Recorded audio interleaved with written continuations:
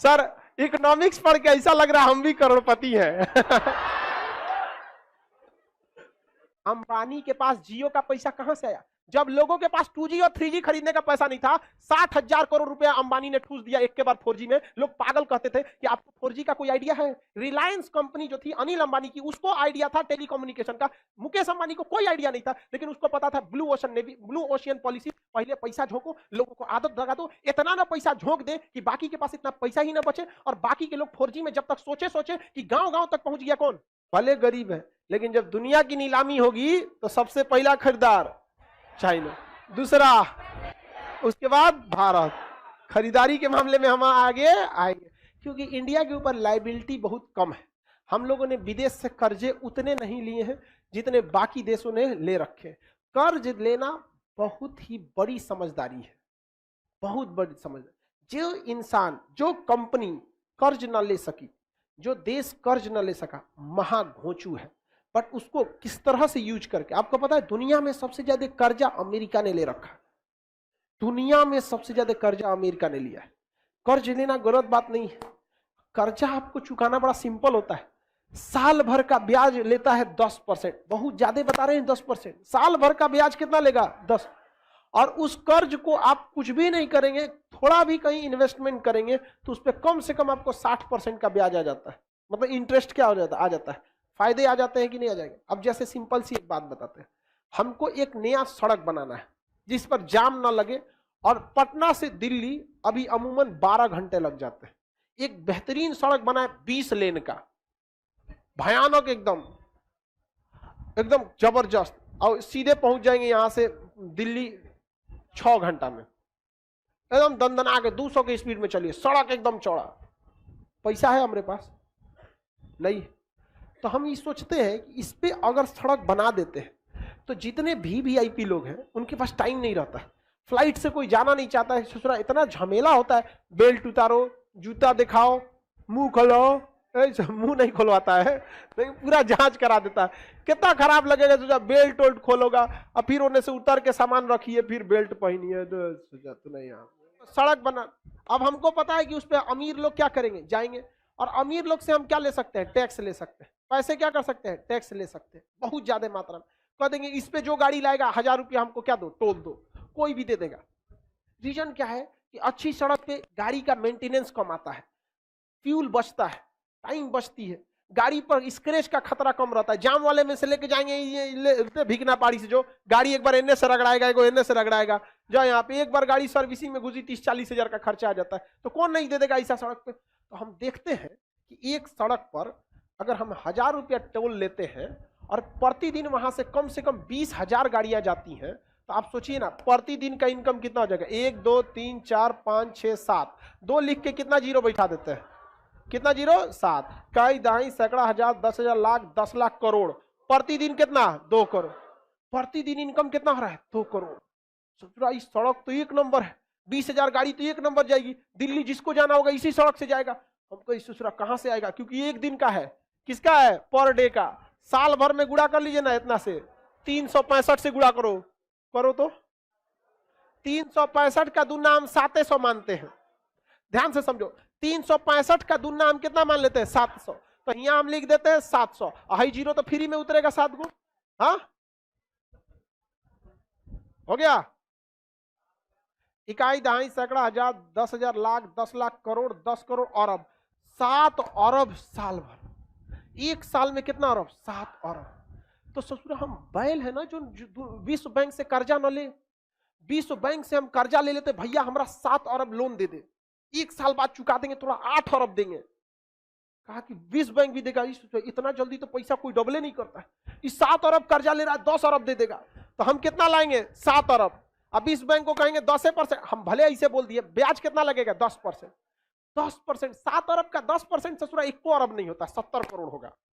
कितना होगा? 70 करोड़। मान के चलो 100 करोड़, हम विश्व बैंक से कितना लाएंगे? 7 अरब। लौटाएंगे कितना? 8 अरब। कितना अरब? 8 अरब। सड़क बनने में लगेगा 3 साल, सड़क बनने में 3 साल, तो हम उसको लौटाएंगे हर साल 1 अरब ब्याज जोड़ के। 7 अरब लाए थे, 3 साल में ब्याज हो जाएगा 3 अरब, देना पड़ेगा 10 अरब। 3 साल बाद सड़क बन के रेडी, पहला साल में 7 अरब, दूसरा साल में 7 अरब, 2 साल में फायदा। लेकिन अगर यही पैसा लाएं और बिहार के ठेकेदार को दे देंगे, वो बिहार का ठेकेदार बनाएगा 15 साल में 7 अरब का ब्याज हो जाएगा 20 अरब। ओके बाद ससुरा आधा सड़क टूट गया, आधा हाई टूट गया, हाई टूट गया, घोटाला लगा, ले जा चौपट। या समझ में आ रहा है? कर्जा लेना समझदारी है या नहीं है? बहुत बड़ा समझदारी है। समझ में आ रहा है कि नहीं आ रहा है? अब बताओ, पैसा है रे भाई, कर्जा ना है देना तो जो हम पूरा सड़क बना देते, हम बैठ के पढ़ाना छोड़ के टोल वसूलेंगे। ले टोल ले आया। आप बताइए बिहार में कौन सी सड़क परियोजना है जो अपने पैसा से है? कोई नहीं। और सब 15-15 साल लेट है।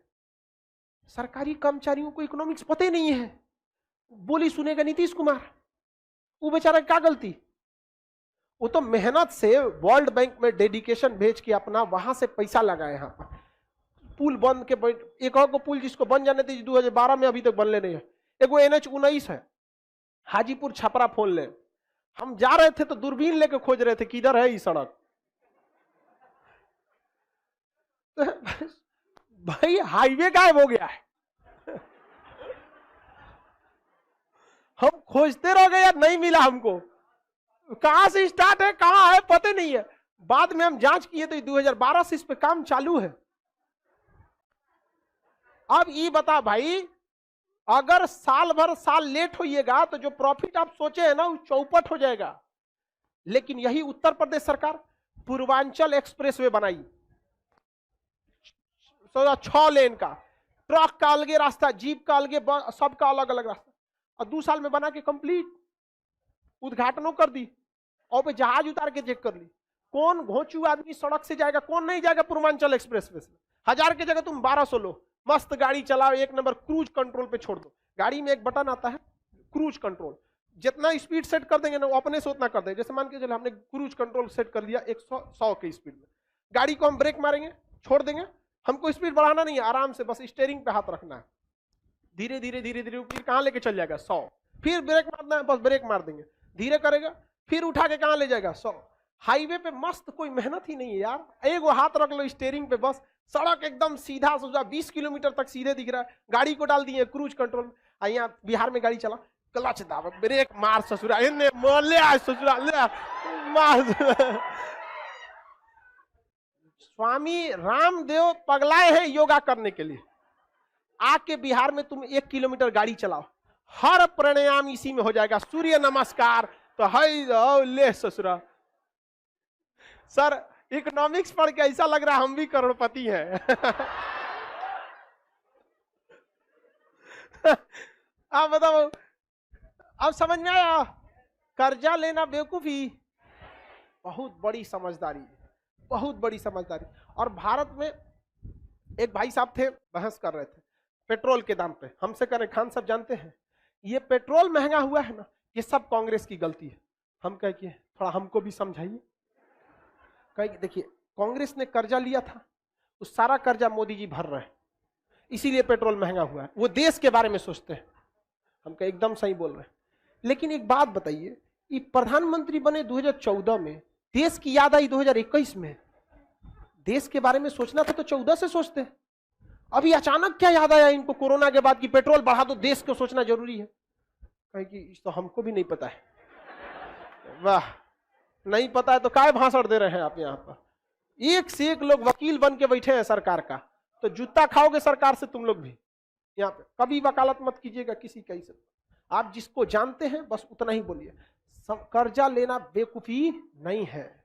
इकोनॉमी, कौन सी कंपनी कर्जा नहीं ली है, कौन सा देश कर्जा नहीं लिया? अमेरिका इतना कर्जा लिया, बेवकूफ। अभी बताओ, हम जो सड़क बनाते अपने पैसा से, सोचा घर दुआर बेचना पड़ता, किडनी उडनी बांधे रखना पड़ता, पता चला एगो लॉकडाउन हो गया तो किडनियों बेचा जाएगा। नहीं समझे? अब वर्ल्ड बैंक का पैसा है, एक दिन लेट, 1 साल लेट हो जाएगा तो 100 करोड़ एक्स्ट्रा लगेगा, लाओ 1 अरब ले जाओ यहाँ पर। लेकिन हमारा प्लान तो सक्सेस हो जाएगा। नहीं समझे? 1 नंबर यहाँ पर बुलेट जैसे ट्रेन, पटना से दिल्ली जाने में ससुरा कोई ट्रेन को 12 घंटा से तो कम लगने वाला नहीं, 15 घंटा लगता है। एक अलगे रेलवे लाइन बिछा देते हैं जो यहाँ से स्टॉपेज देंगे उसका, बनारस, इलाहाबाद, कानपुर, दिल्ली, 8 घंटा में कहां पहुंचेगी दिल्ली? ये बताओ। और पटना जंक्शन के बगल में कोई स्टेशन बनवाएंगे, कौन अलग से करोड़ों रुपए लगेंगे, हमारे पास है? नहीं है। कहां से पैसा लेंगे? वर्ल्ड बैंक से। अब पटना जंक्शन पे अनाउंस करेगा, कृपया ध्यान दें, दिल्ली जाने वाली ट्रेन 4 दिन लेट है। प्लेटफॉर्म नंबर पे 10 पे आएगी। कौन जाएगा? उसके बगल में अनाउंस करेगा, दिल्ली जाने वाली ट्रेन 2 मिनट पहले आ चुके हैं, प्लेटफॉर्म नंबर 1 से रवाना होगी, 6 घंटे में दिल्ली पहुंचा देगी। कौन आदमी जाएगा इस पे? सब किस में जाएगा? उस पे। हमारे पास पैसा है? नहीं है। कौन देगा पैसा? World bank. जमीन खरीदने के लिए वर्ल्ड बैंक, पटरी के लिए वर्ल्ड बैंक। अगर 5 साल में हम प्रोडक्ट बना देते हैं तो अगले 5 साल में वर्ल्ड बैंक का पैसा चुका देंगे। उसके बाद बैठ के गिनेंगे नोट। नहीं समझ आया? वर्ल्ड बैंक पैसा लेना गलत बात है। अंबानी के पास जियो का पैसा कहां से आया? जब लोगों के पास 2G और 3G खरीदने का पैसा नहीं था, 60,000 करोड़ रुपया अंबानी ने ठूस दिया एक के बाद 4G में। लोग पागल कहते थे कि आपको 4G का कोई आइडिया है? रिलायंस कंपनी जो थी अनिल अंबानी की, उसको आइडिया था टेलीकम्युनिकेशन का। मुकेश अंबानी को कोई आइडिया नहीं था, लेकिन उसको पता था blue ocean navy, blue ocean policy. पहले पैसा झोंको, लोगों को आदत लगा दो, इतना ना पैसा झोंक दे कि बाकी के पास इतना पैसा ही ना बचे, और बाकी के लोग 4G में जब तक सोचे कि गांव गांव तक पहुंच गया कौन? जियो। और पहला बार ऐसा हुआ था कि लोग भैंस, हमेशा ये होता है भैंस खरीद के लाते हैं फिर खूंटा ठोकते हैं। पहली बार था कि लोग खूंटा ठोक के भैंस खरीद रहे थे। मतलब सबके पास सिम था, मोबाइल 4G था ही नहीं। सब लोग क्या कर लिए? मोबाइल। अब इस सिम खरीद लिए, अब एक कोचने के लिए क्या खरीद रहे थे? मोबाइल। इनफैक्ट हम भी ये 2016 में केवल और केवल जियो के लिए ही खरीदे थे। जियो फ्री दिया था तो हम भी आज भी इसी से चलाते हैं। हैंडी है। आप समझ में आ गया कि नहीं आ गया? किसी को कोई दिक्कत नहीं है? तो आगे यही पैसा देना जरूरी है कि नहीं है? तो ये पैसे जो थे रिलायंस ने क्या कर दिया? ठूस दिया। कहां पे लगा दिया? 4G में। और गांव गांव तक क्या पहुंच गया? 4G। बाकी लोग के पास 4G रहा नहीं रहा। तो चलिए इसमें समझ में आ गया आप